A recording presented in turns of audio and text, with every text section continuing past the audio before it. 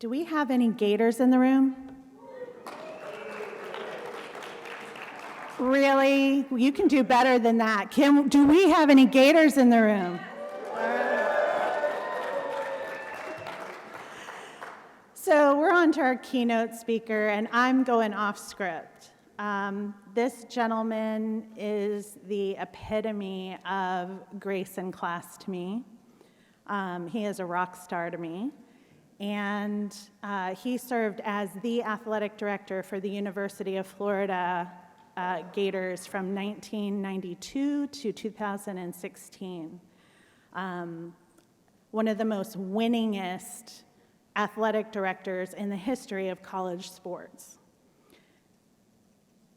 I don't know how to express my gratitude to him. For you that are emerging architects or young architects in the room, this gentleman called me by name the second time I ever met him.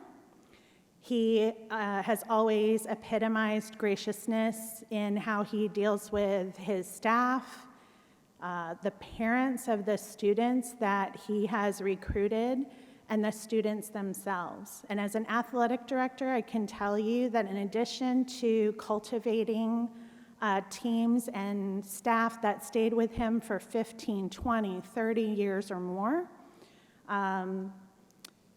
the students love him, the families loved him, because they knew he was going to take care of their kids.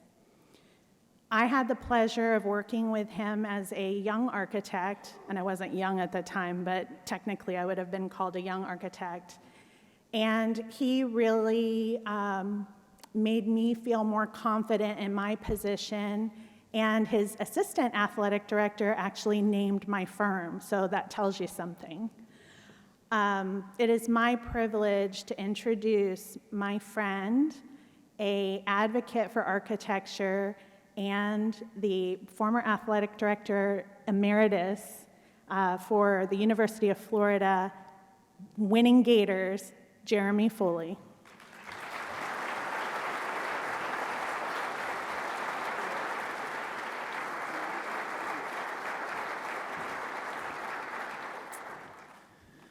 Thank you, Bev. Great honor to be here today, folks.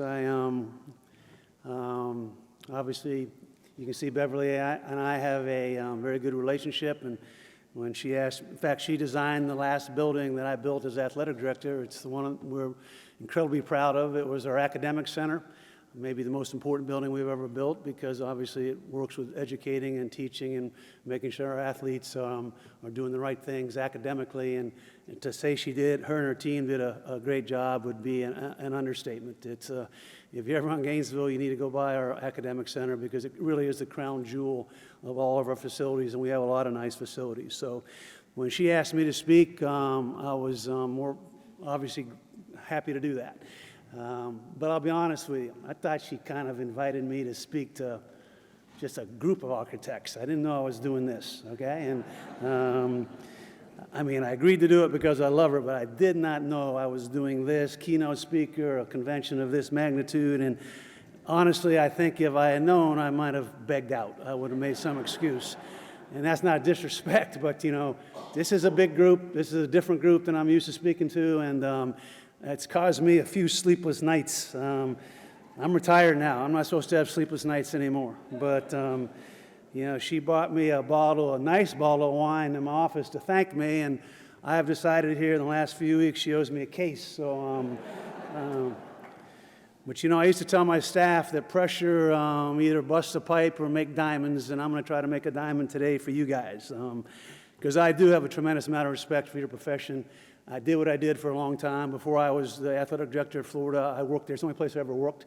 My entire career was at Florida, 40 years there, and I was involved in over $350 million of projects and all kinds of projects, and obviously have worked with folks like you many, many times and have tremendous respect. Always amazed at your talents, not just blowing smoke at you, but how you can take what's in our heads, which is very rudimentary, and create this incredible vision and have these facilities built, and the things you see, always blown away by that, okay? You know, the one thing, though, I learned early on about architects, though, the hard way, is when you start waving your arms, it's costing me money, you know? I'd have an architect say, hey, Jeremy, come look at this. If you do this and you do this, we can do this and we can do this. And I'd say, that's a great idea. And next thing you know, I got a change order. That's costing me money, all right? So from that point forward, when I hired an architect, I said, keep your hands in your pocket, please, okay? Seriously, I did not know what I was going to say to you folks. I mean, I'm used to talking to a different group, and I did not know what I was going to say, and I'm not being too untruthful when I say it cost me some sleepless nights, because I wanted to do a good job for Bev and obviously do a good job for you. But, I woke up one night with the answer. I found an artificial intelligence app that writes speeches, okay? And I said, there you go. This is what I'm going to do, okay? And so here we go. Right? This is true. I found it. Ladies and gentlemen, esteemed architects, it's an honor to stand before a talented and creative gathering of professionals who shape the world around us, architects who hold the ability to transform blueprints into awe-inspiring structures that leave lasting impressions on generations to come. Pretty good, isn't it? But that's really not what I want to share with you, okay? I want to share with you my passion. It was my passion when I was athletic director. It's become more of my passion now that I've stepped down, because I teach it, I mentor it. I spend a lot of time, working with groups that are involved with it. But my passion is leading people. My passion is creating an outstanding culture. My passion is driving excellence. That was my passion when I was the AD. I was at Florida a long time before I became AD, and it's something that became part of my DNA. And this, you need to understand this, I am not a guru on this subject. I'm not going to tell you anything that probably you haven't all heard from a lot of different people, okay? I don't have a podcast. I'm not trying to sell you a book. I simply led an organization, one organization, for 25 years who did some incredible things. We're not the only athletic program in the country, obviously, and I know there's some graders in the room, but, I've met about 20 Seminoles here. The first thing I got here, I ran into a bunch of Seminoles, and I'm sure other schools are represented. And I'm not saying we were better than anybody else, okay? But we did some really incredible things. We changed a place. We did some things that had never done before in college athletics. And at one point in my career, I look back on that, I'm going, why does that happen at Florida? It's not the only place that has money. It's the only place that has good students. It's not only a place that represents a great academic institution. It's not the only place that's a great alumni place. Why were some of these things happening at our place? So it became my passion. Obviously we had great coaches, we had great athletes, and we had an incredible group of people. But we all believed in the same thing. We all believed in certain things. We did things a certain way. And these things I believe in my heart. And, at the end of the day, you're all going to figure out who you want to be. If you run your own shop, what type of shop you want to have. If you are a new employee there or just an employee there, who you want to be as an employee.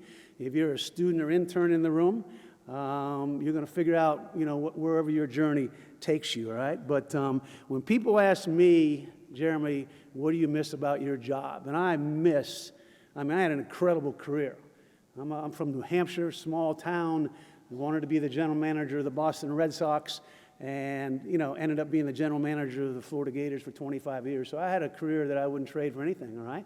But I don't miss it anymore. I don't miss the pressure, the winning, the people on, when you lose, having to deal with all the foul out, athletes getting in trouble.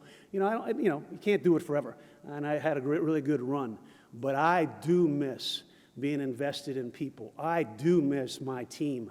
I do miss trying to take a group of people and making them better. I have missed it since I stepped down.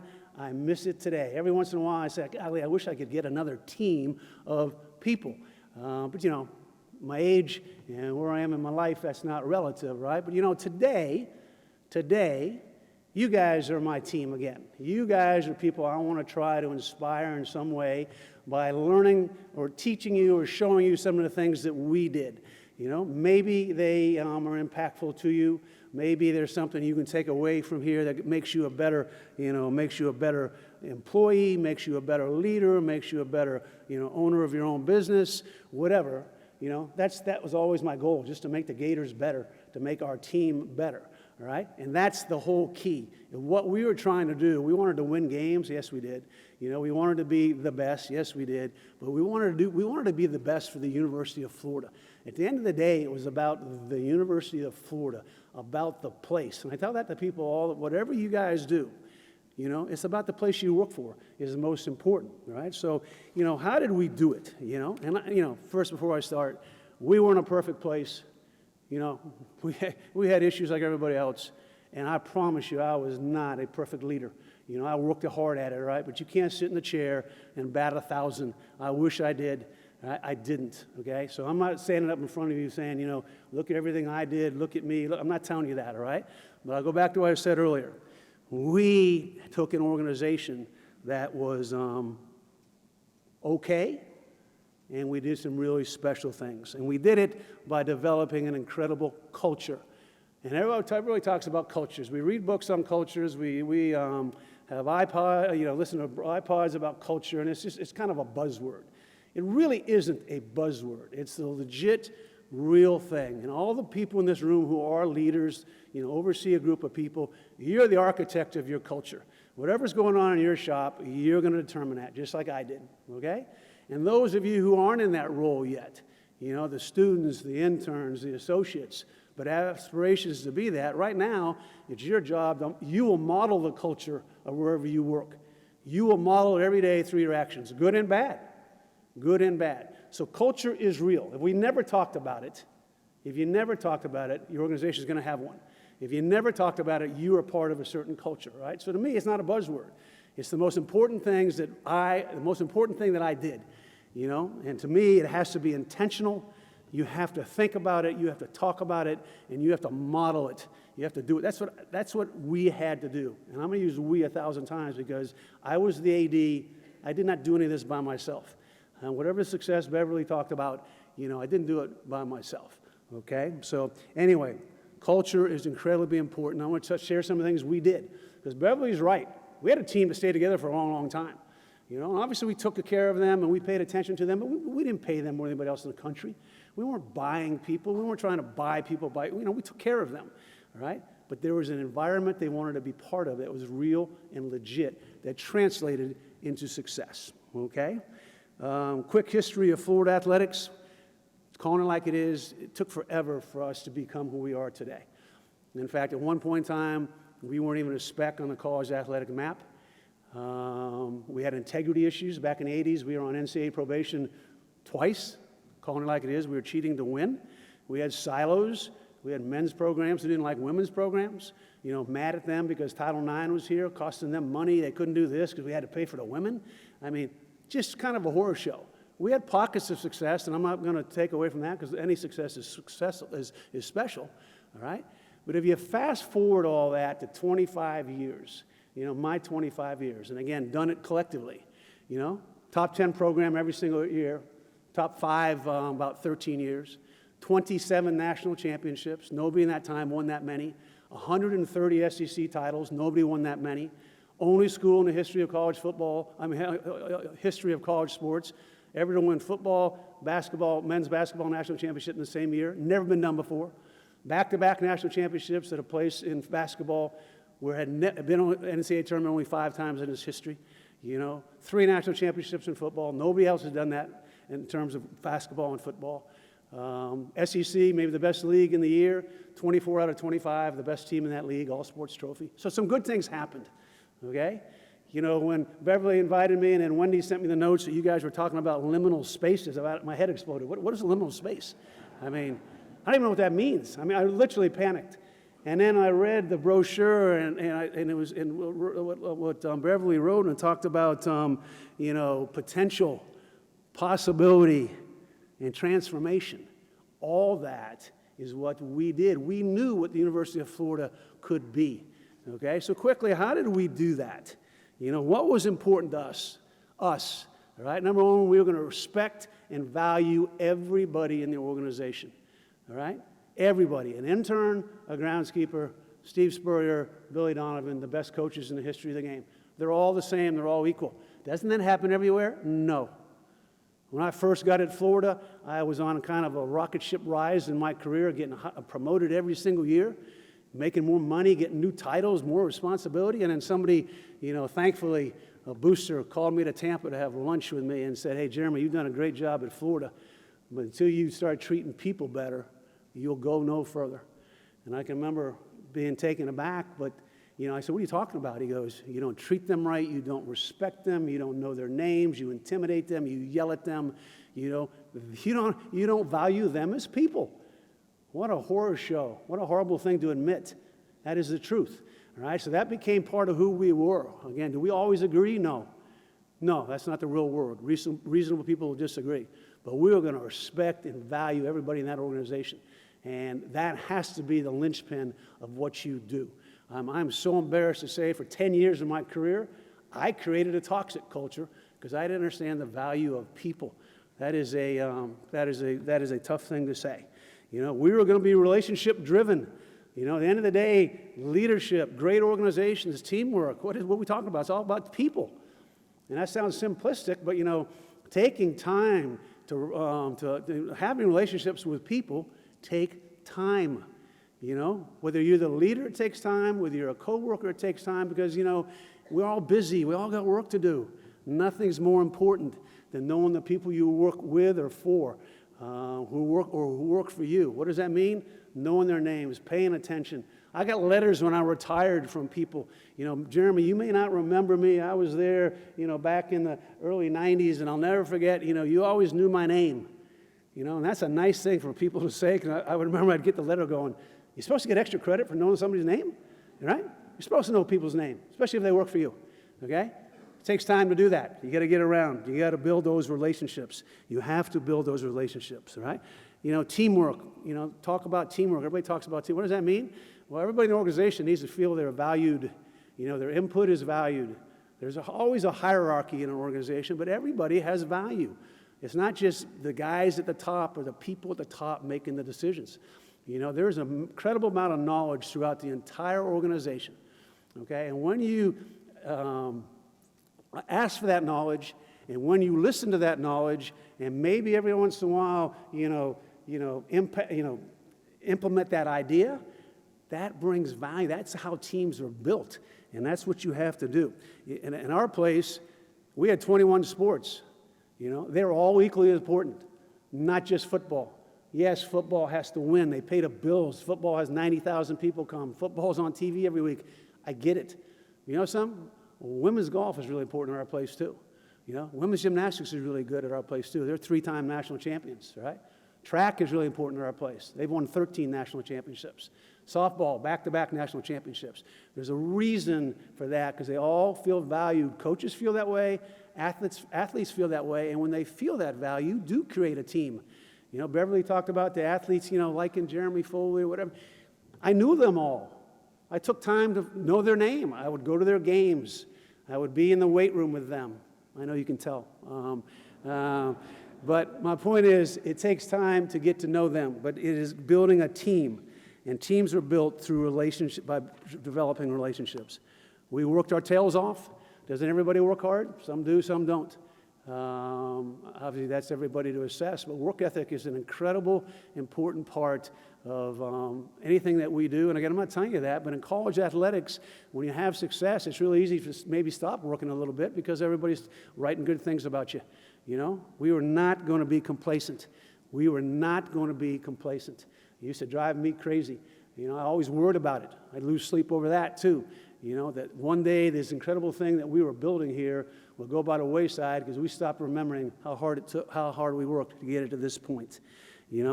We wanted to have fun. Beverly's been around our place. We like to have fun. We like to bust shoes. We like to play practical jokes. We like to laugh. We like to laugh at ourselves. There's a time to work. There's also a time to play. People like to work in that part of our organization. That's part of the culture. That's a good place to work. My God, it's fun. And I think leadership can set a big tone there. I'm a person who liked people. I like being around people. Sometimes, like everybody else, they drive you crazy. And sometimes, like everything else, you had to, make a tough decision and let a person go or criticize a person or, move them to a different, you got to make tough decisions. I'm not talking about that. But having fun was a big part of what we did. I can't talk about this stuff without talking about integrity. I taught you about when I first came to Florida back in the 80s, we're on probation. We're on probation twice, and I can remember going, what are we doing? Cheating to win? I could never understand that, And so integrity was part of our DNA too. Integrity is not just following the rules. Integrity is treating people right. Integrity is returning phone calls. Integrity is, making sure you tell the truth every time and don't spin it. Transparency. That to me was integrity as well. But to me, there has to be a commitment to that. Isn't everybody? You've heard that 1,000 times. Isn't everybody that way? No. College athletics is a poster child sometimes for the lack of integrity. You go online, you can find it every single day. Right now there's a situation in the Midwest where, there's hazing going on and people knew about it and did nothing about it. Why? There's an integrity issue there. Here's another thing that we built our culture on, and I think it's really important because it's talked about, but we had, and I had in particular, because I knew what Florida could be. Because back in there when I first started, I saw what it could be. I saw the possibilities. I saw the potential. Refused to be mediocre. Refused to be mediocre in everything we did. All right? And again, you remember the AT&T commercial, okay is not okay? Okay is not okay. It used to drive me crazy to be okay in anything. And I'm not just talking about winning games. I'm talking about how we looked, how the airplane looked after the team got off, how the dugout looked when the baseball team left. What do our locker rooms look like, What do our facilities look like? What do the bathrooms look like, Excellence has to be conveyed. And I don't think, sometimes people talk about it enough, Why would anybody want to be mediocre? Why would anybody want to be okay? All right? And so sometimes you can come across as being too driven. And I would tell you the total opposite. I think it's an incredible goal. When we put our core values together for our place, we wanted to be the model athletic program in the country. The model. And we went round and around about that because it sounds a little arrogant. The model? There's a lot of schools in this country. What makes Florida think they can be better than them all? I don't know whether we could be better than them all, but why wouldn't that be your aspiration? And I'm not saying we were, but that was the aspiration. So when we hired coaches and we brought people in, and when we saw people who weren't demanding excellence or weren't living up to excellence, we called them on it. All right? And I think that's another reason. And you know something? A lot of people, I guarantee everybody in this room, you want to work for a place like that. Why wouldn't you want to be better than anybody else? Why wouldn't you want to be the best? I loved it when people talked about Florida being different, and I loved it when Florida talked about, hey, we all need to be like the Gators, okay? I liked that, all right? Because it means our message was resonating, okay? A couple more things. You gotta hold people accountable to everything we're doing. One of the big failures in leadership that I see, and big failures in organization, you can talk about this culture. You can talk about holding people to a standard of excellence. You can talk about you're going to respect everybody. And if you're not willing to call people on the carpet about that or pay attention to that, then it's all just lip service. I told you you're the architects of your culture. Your culture is also what you create and what you allow. All right? So if there's a lack of respect somewhere in the organization, I hired a national championship track coach once. Incredible coup for us. Took him from another school in the SEC, Olympian, national champion. And 2 weeks into it, I found out he gets in a knockdown, drag-out with our women's soccer coach. That's not acceptable. And I got to call him on the carpet. What are you doing? Where I came from, we had to fight the women for everything. We're not fighting anybody here, and we're certainly not fighting the women, okay? And his behavior had to change, or he would not have been able to stay at Florida, okay? But there are a lot of places that would have said, hey, he just got here. He didn't know any better. He won a national championship. It's okay. It's not okay. It's never okay to have people act outside your culture, all right? And it's something that and you know why that's hard? Because it's a difficult conversation, and nobody likes to have those things. I never like to have those, One of the biggest failures of my career at the very end, I hired a football coach, that did okay on the field. He totally changed the vibe in our building because he focused only on football, didn't respect the other programs, which is part of our mantra. It's what I believed in my entire career. And maybe because it was the stage of my career, maybe because it was the pressure I felt to win in football, because we weren't winning, I kind of let that happen. Okay? That's a failure. All right? And I guarantee everybody in the organization, what are we doing, Jeremy? That's not who we are. But nobody said that to me. And I just let that go. And you know something? It all fell apart after I left because that's not a person who was going to be successful at the University of Florida's culture. But I let it happen, and I saw the impact it had on the organization. Accountability is key. Accountability, and so it to me is crucial to holding all this stuff together, okay? You have got to be an organization. All of you in this room have great pride in what you do, incredibly talented. You know, the degree you have, the amount of work you have to get to this place. You know, I'm sure you're all proud of what you've done.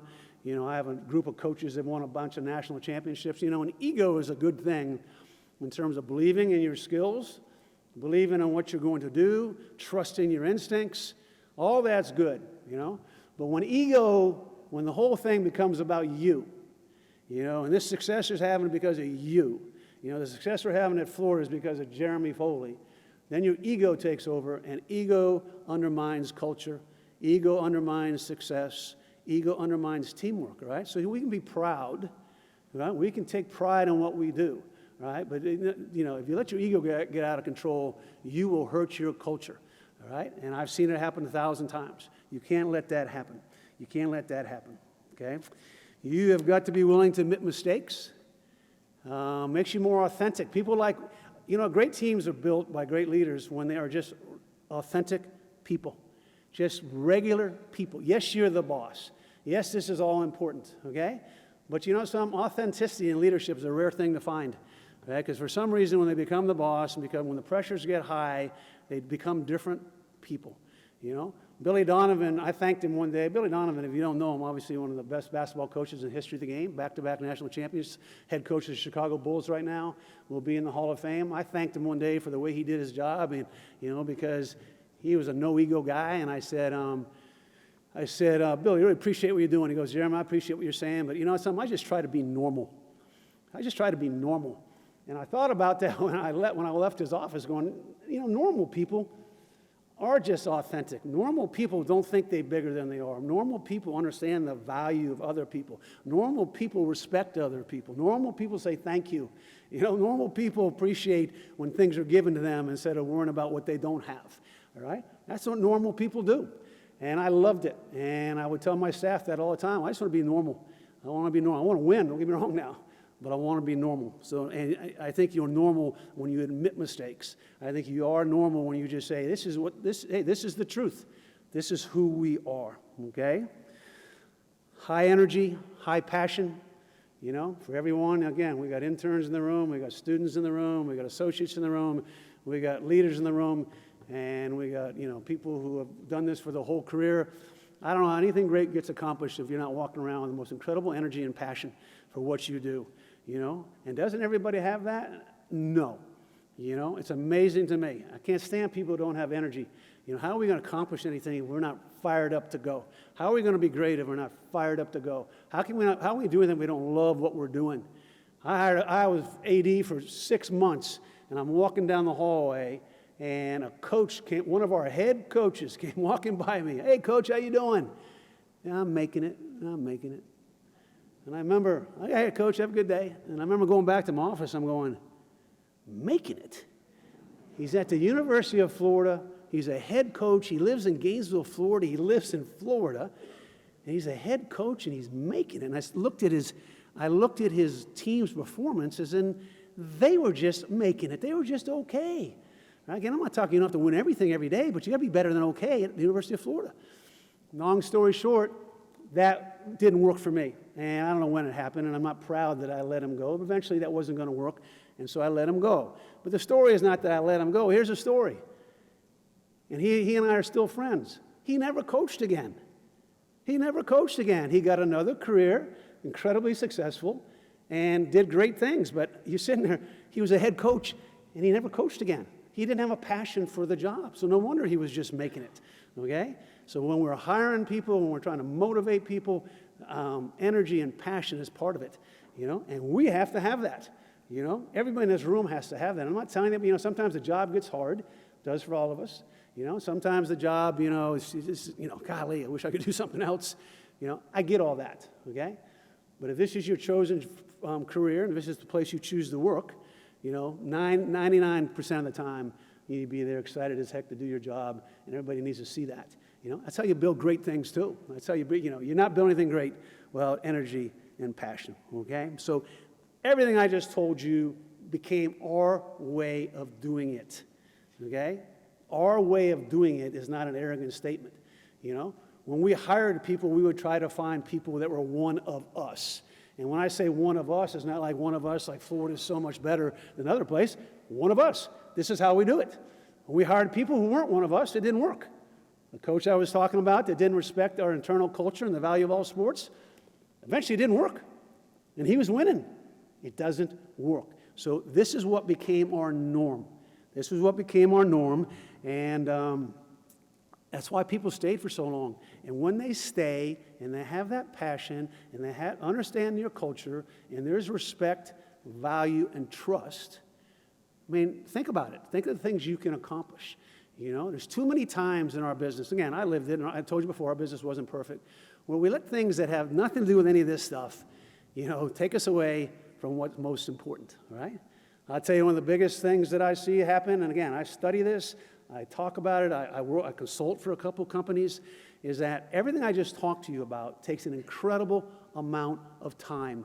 It's an investment of time. And some time is we don't have time, we're busy.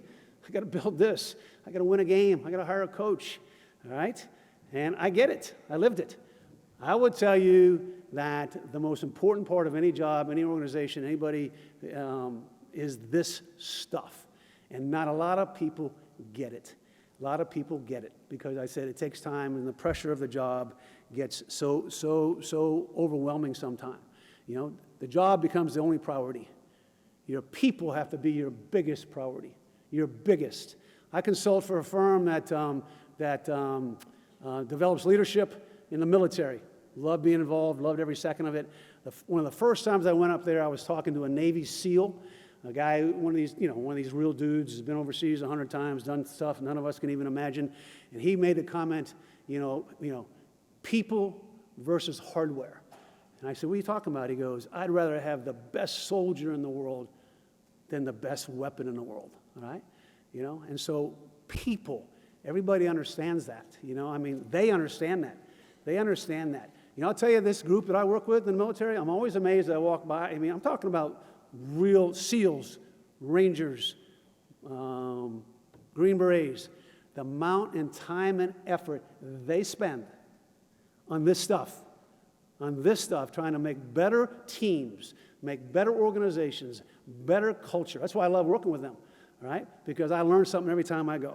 So, again, the model I describe, folks, again, I taught one organization, one 25-year snapshot, but the results were there. The results were there. And like I said, we did some incredible things. Incredible group, team, The championships that we won, golly, we had fun, don't get me wrong. We celebrated every single one of them, maybe too much sometimes, okay? And I always treasure those. And I got rings at my house, and I got, signed helmets at my house. I got really cool stuff at my house, okay? But at the end of the day, the thing that I treasured the most is who I did it with. Who I did it with, how we did it, how we celebrated together, how we worked at it. That was the deal for me. If you haven't read Phil Knight's book called Shoe Dog, if you haven't, it's just how he built Nike. Fascinating book, quick read. Obviously, he made Nike into what it is today, one of the largest corporations in the world. It's amazing what he has created and what they've become. And if you ever go to the Nike campus, you can see this incredible culture. It's just, it'll blow you away, okay? But at the end of the book, Phil Knight, it's his book, and he's in his 80s, and I asked him, what would you do differently? What would you do over again if you could do it over again? Right? Because the book starts when he started the company, him and two other guys, in some back room, in some warehouse in Portland, Oregon, no money, nothing. Going out of business 100 times, pulling out of the fire 100 times. He goes, I would go back to the beginning so me and my team could do this all over again. Okay? And that resonated with me so much. What an incredible message. He didn't talk about the first day it went public. He didn't talk about the money he made in the bank. Didn't talk about all the awards he got. He wanted his team back together again. So this stuff is real. Okay? And it may sound like I'm lecturing a little bit. I'm not trying not to. I'm passionate about this. I know the impact. And I would just encourage you that all the different roles you are, you may be a student here going, what does this mean to me? Yeah, well, let me tell you something. Your passion, your energy means something. Your integrity will mean something. One day you're going to be in a role like this. Your desire to be excellent in everything you do, that applies to you. It applies to everybody in this room. You'll be part of an organization one day that has a certain culture. It's your job to make sure you model that culture every day. So everybody plays a role in what we're talking about. And at Florida, they did. They did. When I left, someone came up to me and said, who are they going to hire to replace you? I said, I have no idea. He goes, well, they better hire someone who can protect your culture because it drives your success. This was an outside person. This was not an internal person. It drives your success. So I firmly believe in this, okay? I'm going to close with a little story I want to share with you. And hopefully, if there's some questions, I'd love to talk about them with you. I guess there's some microphones around here. And if not, I'll be around. I'd love to answer some questions you about this. But I'm a huge music person. When I retired, I said, I'm going to go see as much live music as I can. I missed a lot of this stuff. I was raised in the 70s, so I'm a rock and roll guy. I'm a huge Bruce Springsteen person, right? So I saw him 50 years ago. Hard to believe, but 50 years ago. But I went to see him on Broadway. And if some of you have been, and if you haven't, I would encourage you. It's on Netflix. It's just him talking about his life in music, and it's pretty special, right? But I paid way too much money when I retired to go see him on Broadway. And he was talking about his band, which was his team. And if you know anything about Springsteen, his band has been together with him for, obviously 2 guys have passed on, but 50 plus years. So that's his team. Those are the people, think what they've done over the years. But he was talking about his team, and he made the comment that the whole added up to more than the sum of its parts, all right? But this is what he said that really kind of made me think about what I did and kind of encapsulates everything that I shared with you. He said, you want to create magic, okay? And obviously he's a songwriter, a poet, he goes, it's a magic trick when 1 + 1 doesn't equal 2, 1 + 1 equals 3. And when he said that to me, I said, that's what we did. That's what we did. We took this organization that hadn't achieved as much as it has now, and we didn't do it the same way as everybody does it, and a lot of people does it now. We created magic by doing the things I talked about, by being in a foxhole together, by respecting, valuing, trusting, having fun, demanding excellence, passionate about what we did. And we created magic for the University of Florida. I mean, the Gator fans in here, I know there's some people in here that say we weren't perfect.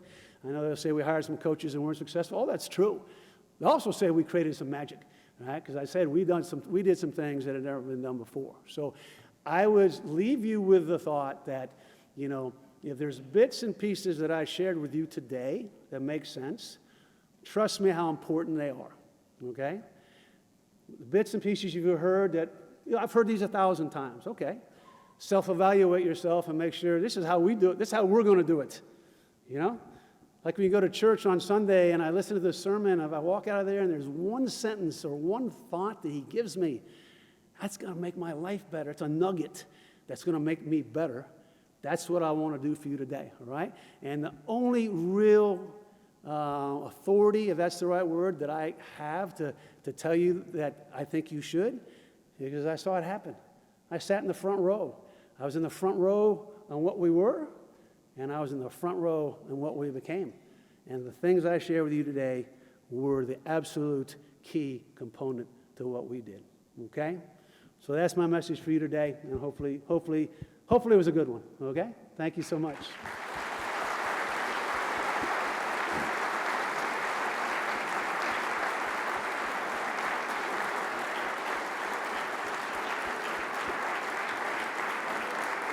Thank you. Thank you.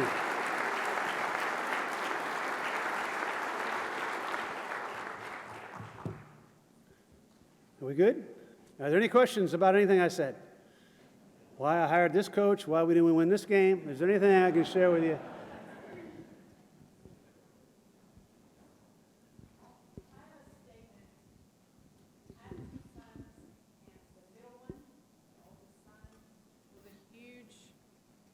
Was a huge Gator fan, and you actually met him. He went to a football camp because he wanted to learn under Coach Urban. So I thank you for that. He remembers that. Good. I found since I've retired, people remember more of the good things that happened than the bad things that happened. So that's a good deal for me.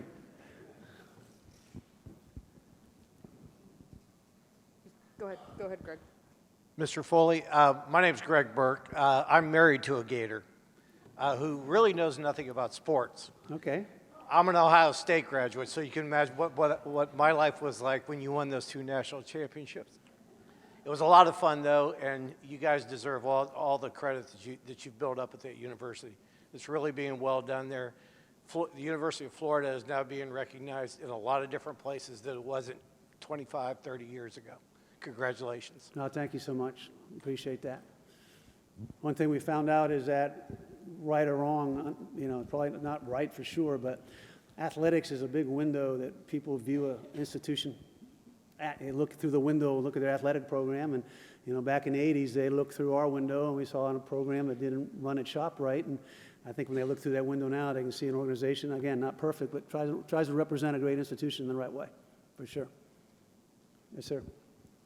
I wanted to thank you for your early statement about what value architects bring to a client and the fact that we bring your visions to life. Oh, well, you do. We built a new football building now. It's away from the stadium, but we built one when I was the AD, and we needed one. We needed more space and everything, and had no idea where we were going to put it. And I was walking to work out one day, and there's like a big hole next to our stadium, some steps going down it. And whoever the architect we were working with, I said, can we put it there? And somehow they created the most incredible facility you've ever seen out of a hole. And that's what's always blown me away by it. But I mean that sincerely. You guys are incredible. Should be proud. I appreciate your talk and how you talked about culture, but can you discuss the things that you embedded in your culture to sustain it after you're gone, after you have direct influence? Yeah, obviously, there's a lot of, the succession of leadership is important in that. You got to hire someone who believes in the same things, ideally promote from within. The key is, having enough people around there who bought into it before. So it's not, like I told you before, it's not just Jeremy Foley conveying certain things and then walking out the door and the whole thing collapses. You got to have a group of people, and we had a group of people that, believe in the same things. This is the way we do it. This is not how we do it when you hire a new employee and they're getting in an argument at the water cooler or something, right? But certainly, it's incumbent upon the next leadership to believe, again, not be the same leader. But when you have a great organization and things are really working well, if you want to shift the culture a little bit, that's okay. But if you shift it too much, it is very, very noticeable to the employees, and I think they can take a hit. So the succession is the whole key in that conversation. Jeremy, back here. Okay? Yes, sir, I'm sorry. Yeah, thank you. It's fascinating, your talk about building the culture from an internal standpoint, and I'm curious as how you approach the culture from an external standpoint, whether it's through media relations or social media, or how you bridge that out, and in particular how it may have given you an advantage in recruiting both staff and athletes. Well, thankfully, I retired before social media became a big thing, okay? So I might have retired a whole lot earlier. But, but certainly when you're dealing with some of the stuff we dealt with, especially in the 80s, here's this great institution. When I first came to Florida, all anybody wanted to do was win one SEC football championship. And, in the 80s, we finally had a football team that was good enough to win one. We won one.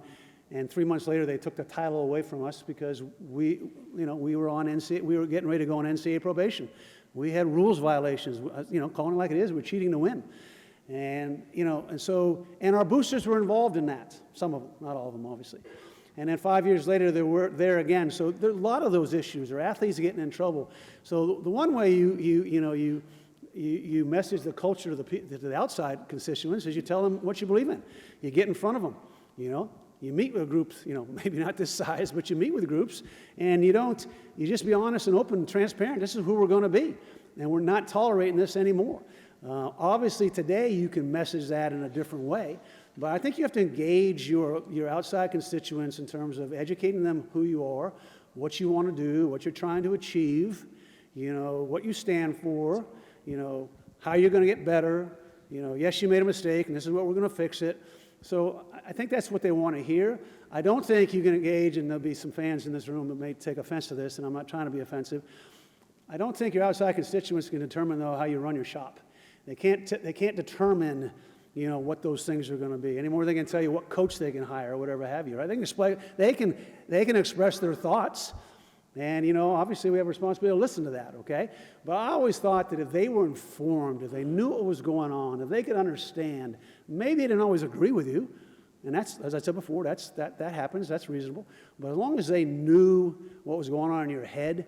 That's why I talked several times about transparency. I think a lot of organizations, they circle the wagons, they cover up. The truth always will come out. Just share it with people. It is what it is. And so I think that's the way you can engage your outside constituents in a lot of different ways now that makes them feel part of your team. I really believe that. I'm curious, since you talk about culture, how you feel that the name, image, and likeness and transfer portal has affected culture in college athletics. Again, I retired at the right time. Because you can't, one guy's opinion, but I get asked this by a lot of coaches, there's no way you can create a great culture on either one of those issues, okay? Because the transfer portal, people don't know, you now can go anytime you want. You can go to Florida. Well, the starting quarterback at Rice this year, no disrespect to him, but it's his fourth school in 4 years. That's all legal now, okay? And so culture is everything we just talked about, but that's your organization and people buying into it and believing in it, staying around and teaching others. When you have people coming and going, I think it's incredibly hard to build culture. I think your success is going to, part of it's being lucky, Everybody buys into your culture. You got a bunch of transfers. Everybody you wanted, high character people, talented people, and so you can win. I mean, I don't like winning based on luck. Name, image, and likeness, which means athletes can basically get paid now. There's some athletes out there who got 7 figures deals. Think about that. You got a quarterback at this level making $1 million, $1 million. That's all the truth. Okay. Some guy in the locker room is not getting paid anything. Some guy in the locker room thinks he should be getting paid, but he's only getting paid $250. It's no different than any other organization when there's jealousies going on and, I got to get mine going on. There's selfishness going on. You can't build culture. So obviously, these folks, meaning the coaches, athletic directors now, have an incredibly difficult job because it goes against everything I just told you about, but it is what it is. Those are the rules. Congress is trying to get involved. Maybe they'll change NIL, but your question is spot on. Your question is right, It's like I talked to a coach who told me they have 12 new people coming in this year. It's a basketball coach. You're only allowed to have 13, okay? 12 coming in. And this comment was made like 2 months ago. The culture is going to be so much better. How the heck would you know that? How would you know that, all right? They're not even on campus yet. And the culture comes from the coach, not from 12 new people, all right? Billy Donovan was the best cultural builder I've ever been around, but he also had these guys as freshmen, and guys who were unhappy, he made them better. Again, he invested in them. He had relationships with them. Hard to do that when people are coming and going, in my opinion. Jeremy, Yes. I have a question for you.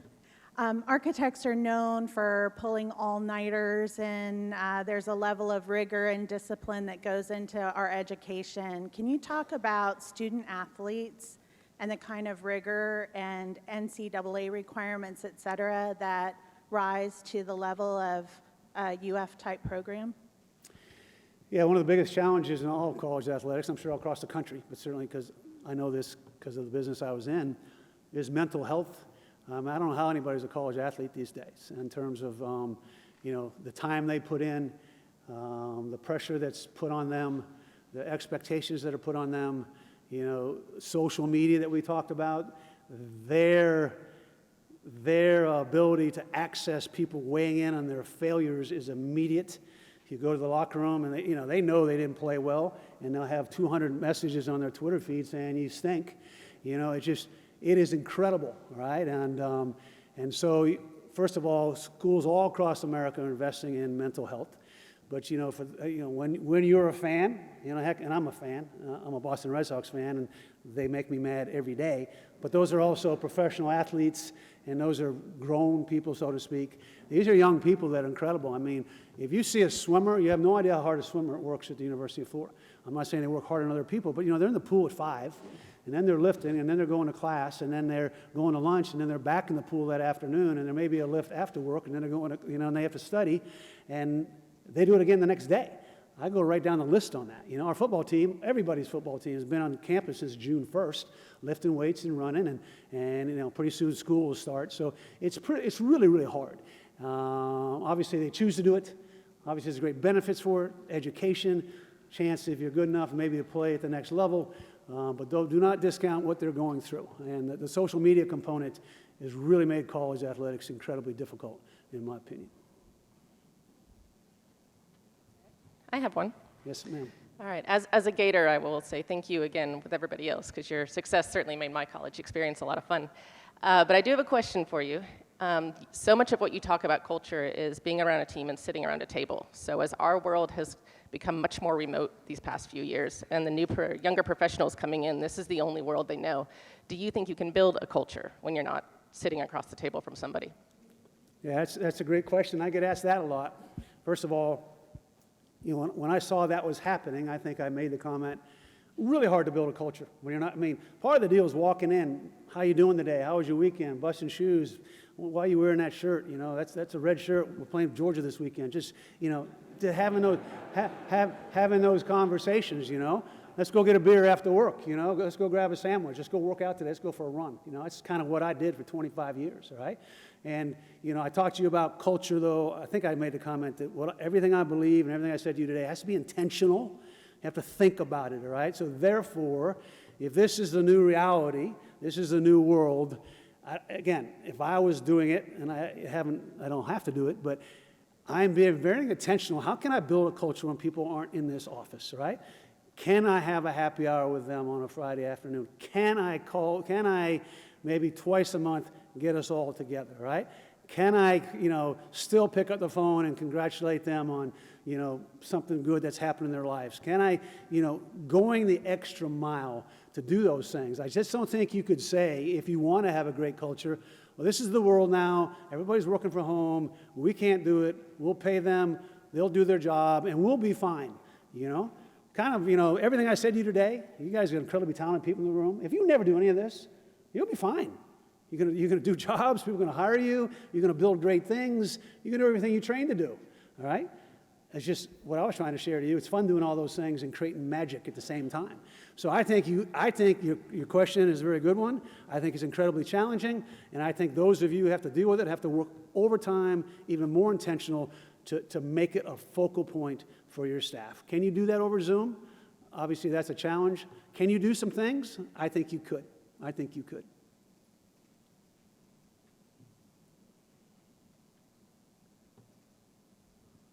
Yes, sir. She's coming right behind you. Joe Garcia from AIA Gainesville. Hey, Joe, how are you doing? Good. If we didn't hire you one time, it wasn't my decision. Well, there was a couple of buildings we went after. Okay. Besides everybody saying, you're welcome here, and I appreciate that, but I want to make a statement. One of the best things you being here is that you're not an architect, that you are talking to us architect, and I appreciate that, because I always like to hear from other industries and professions the leadership qualities that you bring to us. So I'd like to say I'm glad you're here and you're not an architect. Thank you. I told you when I started it was an honor to be here, and it truly is.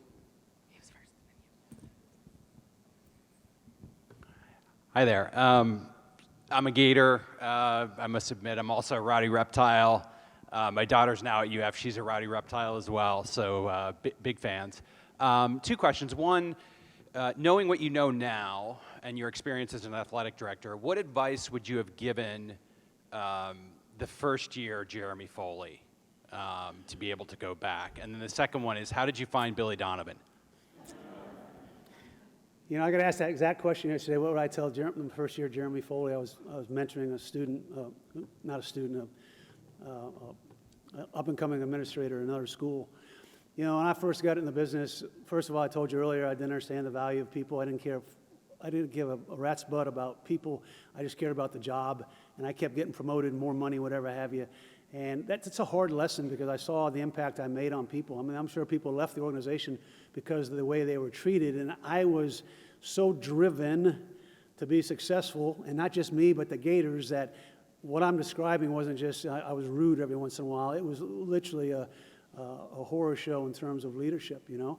I wanted a square peg. This is how I was described one day. I wanted a square peg for a square hole, and I wanted a round peg for the round holes, and when they didn't match up, I would lose it, okay? I would tell myself, the world doesn't work this way. The world's not a perfect place. Things not always going to go the way you think it's going to go. So I would tell myself to back off a little bit and obviously spend more time investing in people. I was way too competitive. You know, I'd get after officials inappropriately. I went in the locker room once after an official, you know. I wasn't going to do anything physical, but I was upset, you know, and you can't do stuff like that, you know. So competitive is good, but also you're not going to win every game. You're not going to get every call.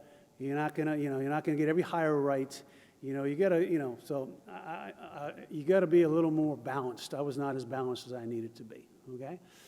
And how I found Billy Donovan, you know, there's a lot of luck in the world. You got to be lucky, but I wanted to do something different. I did not like the fact that our basketball program was not really a factor in college sports. You can't be known for a great college athletic program if you're not a factor in March, meaning you have to go to the NCAA basketball tournament. They take 64 teams. Why couldn't the Gators be one of those every year? And so we had made some hires that did okay, but just okay. You know how I felt about that. So I was going to get a young up-and-comer and made a conscious decision to do that. And, you know, obviously was a little aware of Billy because he used to coach at Kentucky. But when you got in front of Billy, you know, I wish you all knew Billy Donovan because he's cut from a different cloth. The passion, the enthusiasm, the energy, the normalcy, the authenticity, the honesty. He was a huge part of this culture we're talking about right now that I talked to you about. Steve Spurrier, the same way. Huge part of the culture. Steve valued all sports. You know, Steve wasn't locked in just in football. Of course he wanted to win. I saw him cancel a football practice once. They walked out. I saw them go out, and I saw him come back in about a half an hour later. And his office was next to mine. I went, Steve, is everything okay? Why is practice over? He goes, Jeremy, the women's tennis team's playing Georgia today. They got a chance to win the SEC title. We're all going to go watch, okay? That doesn't happen anywhere else in the country, okay? So these guys were part of the culture, but Billy's just his passion. You could see he had a chance to recruit because everybody in the room would want to play for him. So, yes, sir. Louis Vargas with KPI Engineering, so engineer amongst architects. Thanks for the remarks. I do have a question. Are you the one who designs liminal spaces? No, I'm electrical, so I design stuff you can't see. So during the years that you were there, I was wondering if anybody brought up an idea that at first as a leader you looked at it and was like, there's just no way. And then eventually through working with everybody, everything else, and you know, the idea turned out to be something great that the team did. You talking about my staff or architects? The staff. My staff? Yeah, well, that's another thing I would tell the early Jeremy Foley. There was only one way to do things, my way. There was only one guy in charge, me. And I think I told you at some point in time, none of us can do this stuff by themselves. Whatever success we had at Florida, whatever success I had at Florida, I had an incredible group of people around me. And I'm talking about the whole organization, but 4 or 5 people that I would go to battle with, I would trust in my life. You know, so early on in my career, you could give me an idea, and I wouldn't have listened to it, all right? And then we got to the point where the best ideas, and I'm just not being humble, this is the truth, The best ideas in the organization came from those people. You know, we really need to hire this person. Have you thought about this? Suppose we do this differently. Let's, you know, come to a building. Let's do this instead of this. You know, so, and again, a lot of times people egos prevent those conversations from happening. I'm the boss. I know it all. How can I know it all just because I'm the athletic director? I don't, you know, none of us can. And when you create an environment where people are willing to give those ideas, and you create an environment where people are where you're willing to listen, and you end up at a good place, who wins in that conversation? University of Florida does. Your organization does, okay? And I told you early on, that's all that counts. So I totally evolved to that point, you know? Every once in a while, somebody will throw out an article. There was an article a couple years ago that USC, Southern Cal, needed to hire Jeremy Foley. He can come do some great things. This is after I stepped down. You know, they need to bring him in. He can do this, he can do that. You know, like everybody else, I'm reading this article. I said, yeah, okay, I'll go live in Southern California. They're going to pay me a bunch of money. I can live on the beach. Let's go. And about a minute later, I'm going, wait a minute. I won't have my team around me. I can't do it. Who's going to help me? Who's going to give me those ideas? I don't have time to put that structure in place. I'm good. I'm good right where I'm at, you know? Those people became the most valuable people in my life, and they allowed me to have the most incredible career.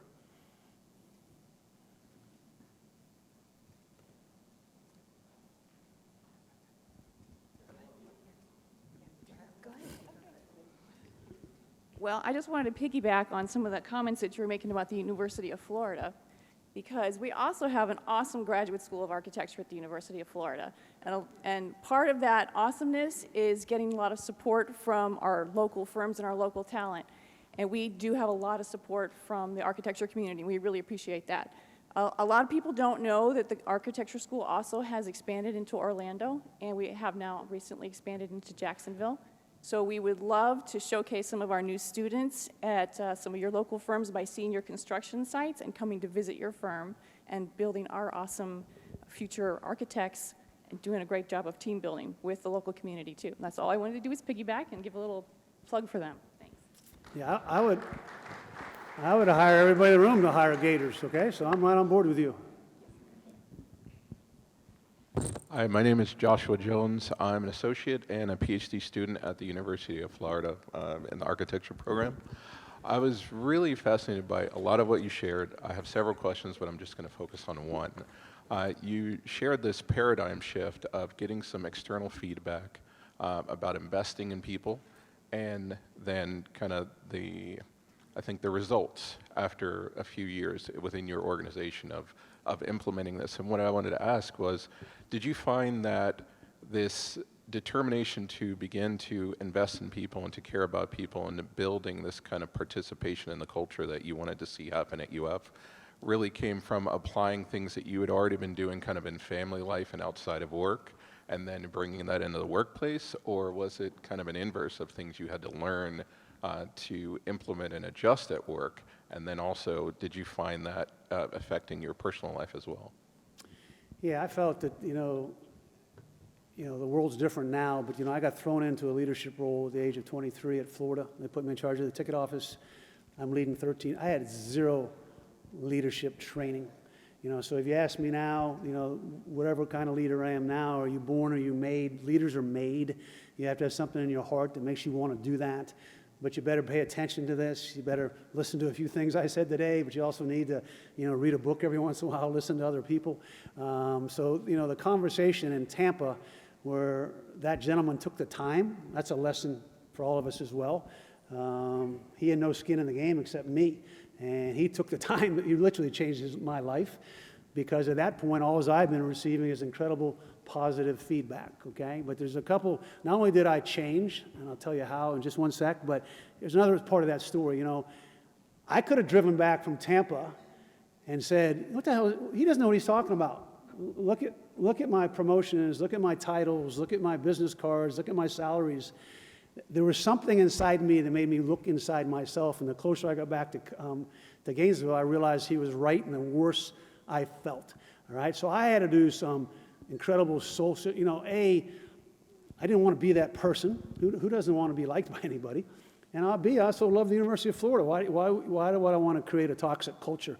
So there's a message there of self-evaluation. All of us in the room, people running the show, the ticket man, just a guy, wasn't the AD then, looking inside ourselves to realize that, how can we be better today? And self-evaluation is talking about time. It's freaking constant, every single day. How did I do today? Could I have handled that situation better? It needs to become almost an automatic mechanism.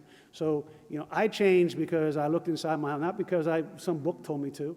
I didn't know any better. And did I change overnight? No, I wish I had. I tried, but I would revert back to the old Jeremy Foley. And, I had no trust within the department. Even when I tried to change, people going, whoa, what's up? They thought something was up because I had no trust. I saw the negative impact, and, my whole story this morning is I've seen the positive impact. But it came from inside, my desire to change.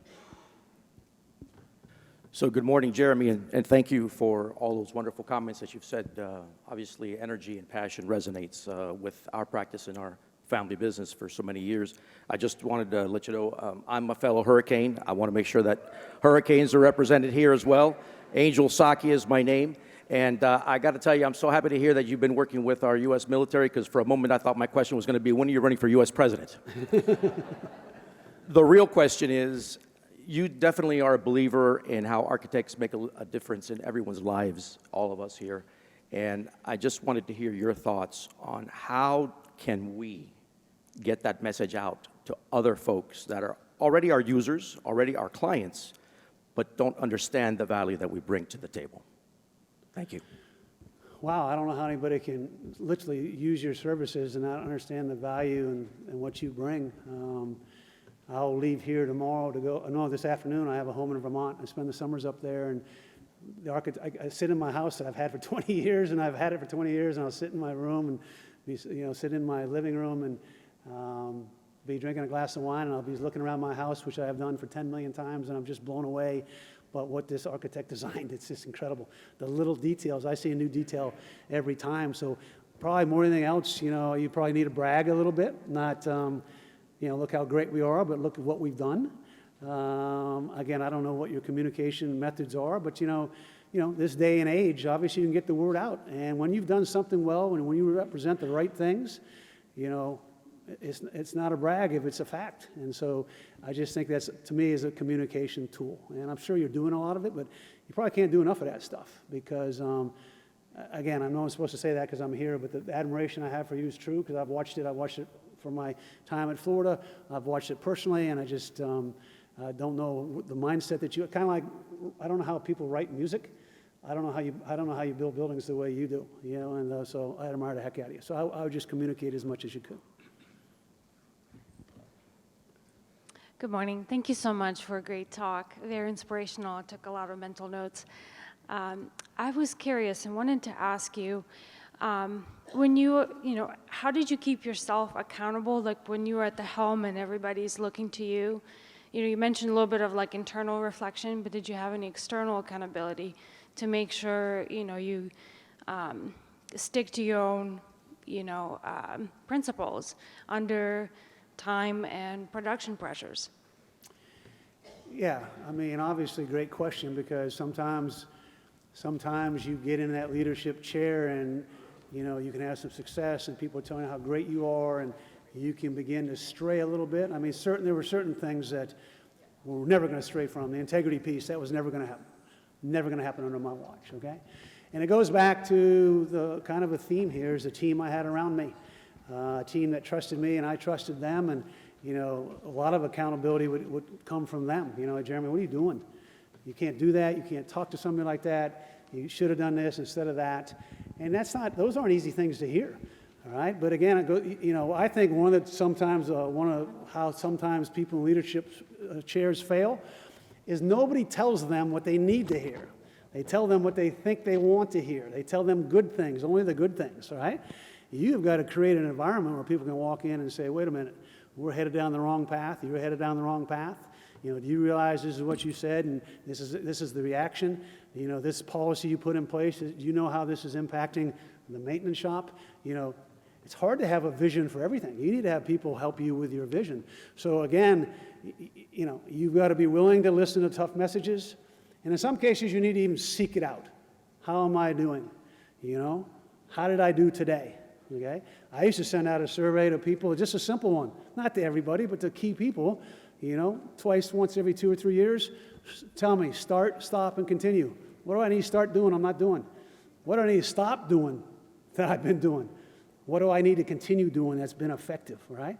I just think, again, you got to have enough self-confidence, self-awareness that you got to, that story I told about the lack of respect, how I treated people in the toxic culture, that's a leadership failure. You know what else was leadership failure? I didn't know it. I didn't know it. Nobody told me, and I sure as heck didn't ask anybody, how are we doing, how am I doing? I was just blowing and going, okay? So you have to set up a structure where you not only encourage feedback, you're willing to listen to it, and, and if they're right, look in the mirror and self-evaluate and go, you know something, they're right. I need to change. I need to get better. I need to be better here. That is not a fun part of the journey, but it's part of it. That answer the question? Okay, thank you. All right. Last question.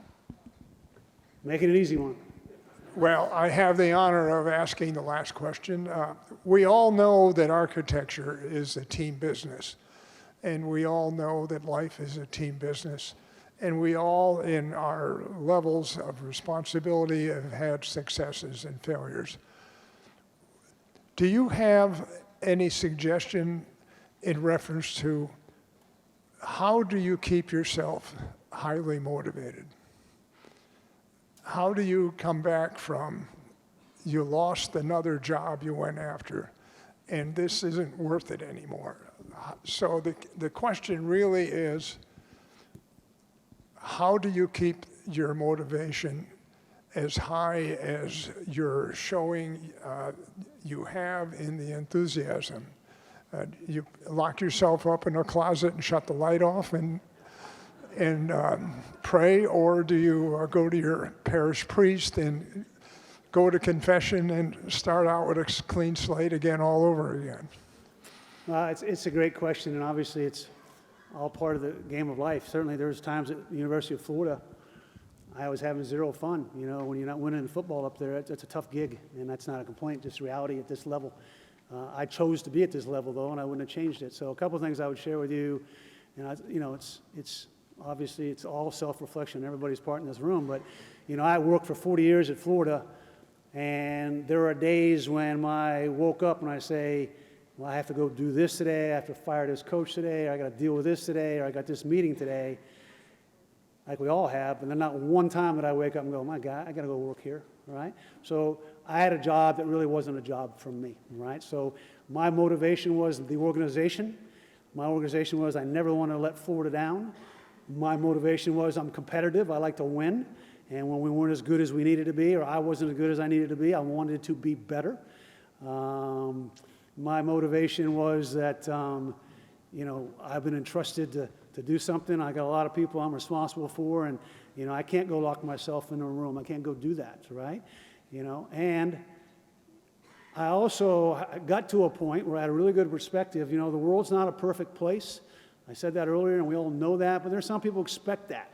Urban Meyer, my good friend Urban, I think he thinks everything's going to be perfect. It's not perfect, Urban. He said, it's not perfect. The poorest countries in the world get a tsunami. They can't deal with it, okay? It's not a perfect place. And so you got to realize that. There are going to be losses. There are going to be tough days. There are going to be things that really are hard. But something? I got this great job. I got these skills. And if I got fired here, I've never ever worried about getting fired, right? Not in an arrogant way. If that's what my journey took me, because I was confident that I'd go get a job or I'd get another track of life that would excite me, right? So I think you have to create that yourself, right? And certainly for some of you in the room, I'm sure there's incredible success in this room in terms of awards and, incredible buildings and maybe wealth, whatever it is. Tiger Woods had a great interview once on 60 Minutes a long time ago when Tiger was just, the Tiger we all remember back when he was younger. And Ed Bradley asked him, they say, hey, Tiger, there are a lot of really good golfers out there, really good ones, and there are. What's the difference between a good golfer and a great golfer? And Tiger said simply, he goes, the great golfers want to do it again and again and again and again. So That's what motivated me and kept me going. Even though when it was a tough day, I want to get this fixed. I want to get this place to win again. I want to, whatever my challenge is, because I wanted to be successful. And again, there are more failures in my life and my career than you can count. So like I said, I wasn't all winning, all roses and whatever have you, but I was motivated by doing something great, for best of my ability, for the University of Florida. So I would tell you, and again, I also tell you, if you're in a job that you don't like, that's obviously that's some self-evaluation you have to, or an organization you don't like, that's a self-evaluation, right? But I was driven to, wherever the challenge was, to do what was right and what could be the best for the University of Florida. That motivated me for 40 years. Thank you. Thank you so much.